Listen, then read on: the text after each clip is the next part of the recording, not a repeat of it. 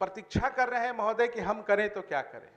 ये राशि भी जाती है महोदय, पिछले बार भी हम टाइट अनटाइट पे आपके सामने समक्ष बोल रहे थे, अगर ये राशि 11,000 करोड़ रुपया जो पंचायतों के विकास के लिए दिया जाता है महोदय, उसमें भी अगर सीधा सीधा लेमैन की तरह अगर खर्चा किया जाए महोदय, तो 1,14,000 वार्ड है महोदय।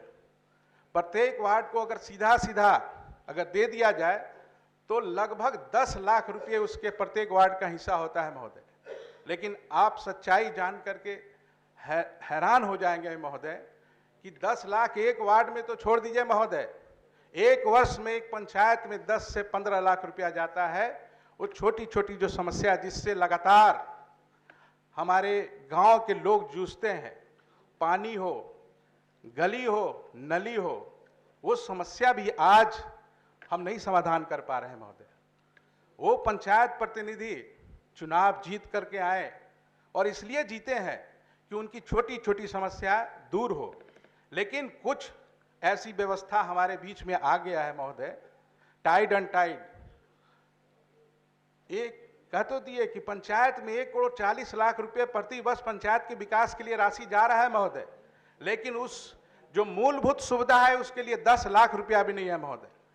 ये गंभीर विषय है, इस पर महोदय सबको विचार करना चाहिए। महोदय, आज स्थिति ये हो गया है, हम लोग तो मांगे थे भाई कि इस बजट में होना चाहिए था वार्ड सदस्यों को कम से कम 5,000 रुपया, लेकिन हम लोग बढ़ा दिए कितना, मात्र 300 रुपया। मुखिया जी के लिए हम लोग 10 लाख मांगे, जिला परिषद महोदय के लिए 20,000 रुपया मांगे, 10,000। आज इतना निराशा है महोदय कि आप लगातार देखते होंगे कि वार्ड सदस्य सामूहिक रूप से इस्तीफा देने के लिए तैयार है, और ठीक उसी राह पे हमारे तमाम मुखिया, हमारे अपने क्षेत्र की बता रहे हैं महोदय, लगभग 550 पंचायत है, उसमें 400 मुखिया हमारे पास आए और कहते हैं रिंकू जी हम लोग चाहते हैं कि एक बार पटना में चल के सामूहिक इस्तीफा दे दें। माननीय सदस्य, संक्षेप किया जाए। बस ज्यादा नहीं, क्योंकि सरकार का उत्तर भी होना है। जी महोदय, ज्यादा नहीं महोदय। आज हाँ, ये मैं तो ये स्थिति है महोदय, लेकिन ठीक है महोदय, ये कहना जरूरी है कि समय कम, लेकिन ये विचार अगर हम यहाँ नहीं करेंगे तो कहाँ करेंगे। ये सदन इसी के लिए तो है महोदय, और हम लोग इसी के लिए बने हैं। सच्चाई रॉ जनता जो चाहती है वो आपके बीच में समक्ष रख देना चाहते हैं। और सरकार, माननीय मंत्री जी पिछले बार बोले कि हम लाचार हैं, हम नहीं कर पाएंगे। महोदय, सरकार अगर लाचार हो जाएगी तो हम किसके पास जाएंगे।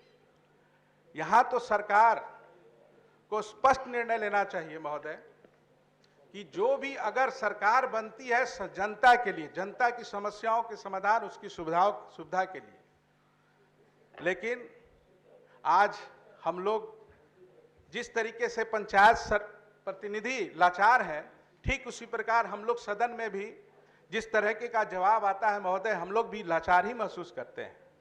और जहां तक महोदय नगर निगम, नगर क्षेत्र में विकास की बात, उस पर भी हमको जाना चाहिए महोदय, क्योंकि मैं उसका भी प्रतिनिधि करता हूं। सर्वप्रथम जितने भी हम लोग तो सरकार नए जितने भी नगर परिषद का गठन किया महोदय, आज वहां पर पदाधिकारी नहीं है महोदय। आज एक एक पदाधिकारी के पास 3-3, 4-4 नगर परिषद का क्षेत्र है महोदय, और हम चाहते भी हैं कि विकास करें, लेकिन वो पदाधिकारी कहते हैं कि भाई मेरे पास समय नहीं है। आज प्रतिनिधि लाचार है महोदय। आज और गंभीर बात बताते हैं महोदय कि नगर निगम में अस्थाई सशक्त अस्थाई कमिटी है महोदय। जिस तरीके से राज्य सरकार यहाँ अपना जो भी विकास के लिए बनाता है कार्यक्रम, ठीक उसी प्रकार नगर निगम में नगर निगम अस्थाई समिति अपने क्षेत्र के विकास के लिए योजना बनाती है। लेकिन महोदय जो पदाधिकारी हैं वो इस तरीके से मनमाने तरीके से अपने अनुसार जो भी नगर परिषद में जो आपके यहाँ से 11 साढ़े 11 हजार करोड़ का बजट है, 11,000 साढ़े 11,000 करोड़ का बजट होने के बावजूद भी ये पैसा कहाँ जा रहा है, ये हम लोग भी नहीं समझ पा रहे हैं। ये जस्ट लाइक महोदय, हम लोग बचपन में हवा मिठाई बचपन में हम लोग देखते थे कि भाई 10 रुपया 5 रुपया में इतना बड़ा होता था, जब मुंह में जाता था पता ही नहीं चलता था कि वो मिठाई गया कहाँ।